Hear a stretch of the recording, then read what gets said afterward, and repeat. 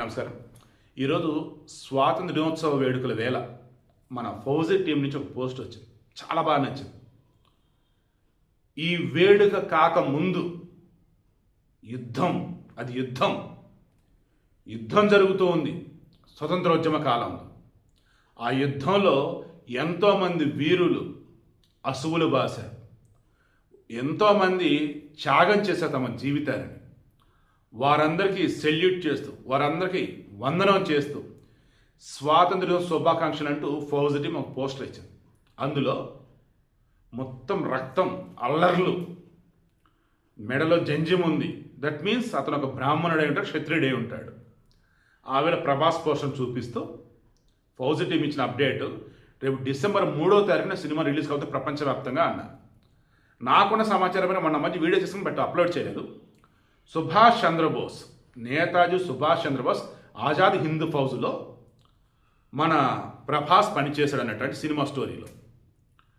వాస్తవానికి Indian army అన్నట్టుకంటే British Indian ఆర్మీకి ప్రభాస్ పనిచేస్తుండగా దేశం కోసం ప్రాణాలు అర్పిస్తున్నటువంటి ఎంతోమందిని చూసి గుండె తరుక్కుపోతుంటే, ఈవెన్ ఇండియన్ కాంగ్రెస్ నేత సుభాష్ చంద్రబోస్ చేస్తున్నప్పుడు ఆయన చెప్పినటువంటి వాడికి మన గాంధీ, నెహ్రూ వీళ్ళంతా ఒప్పుకోకపోతే నమస్కారం బాపు అని చెప్పేసి గాంధీకి దండం పెట్టి బయటకు వచ్చి అప్పుడు మన నేతాజీ ఆజాద్ హింద్ ఫౌజ్ స్థాపించాడు.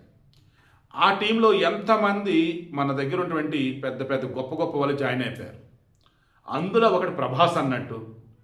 ఆ ప్రభాస్ స్టోరీ స్వతంత్రోద్యమ కాలం నాటిది అన్నట్టు ఈ సినిమాని మనకు తెలిసింది. ఖచ్చితంగా హను రాఘవపూడి మన సీతారామ సినిమాతో అనిపించాడు. ఈ సినిమాతో ఐయామ్ షూర్ అద్భుతమైన హిట్ కొడతానని కోరుకుంటున్నా.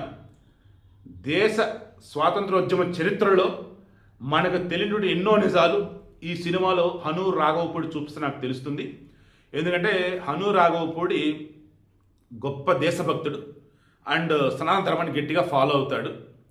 మొన్న మధ్య ఒక టెంపుల్ మణికొండ సరౌండింగ్స్ ఒక ఏరియాలో, ఆ టెంపుల్కి మా ఫ్రెండ్ వచ్చేసి ధర్మకర్తలో ఒకడు ఒక పూజ నిమిత్తం ఆయన వచ్చినప్పుడు ఆయనతో మాట్లాడినప్పుడు చెప్పున్నాడు కదా, చాలా గొప్పోడు శివ, ఎదుటి వాళ్ళకి ఇచ్చే గౌరవ విషయంలో కానీ, ఒక భక్తికి సంబంధించి చేసే పూజ విషయంలో కానీ, గుడికి సంబంధించి ఏదైనా పూజ కార్యక్రమం చేసి వచ్చినప్పుడు సార్ నాకు అవకాశం అని చెప్పేసి అడగడంలో కానీ చాలా వినమ్రత, చాలా మంచోడు, సనాతనం మీద మంచి అవగాహన ఉన్నవాడు.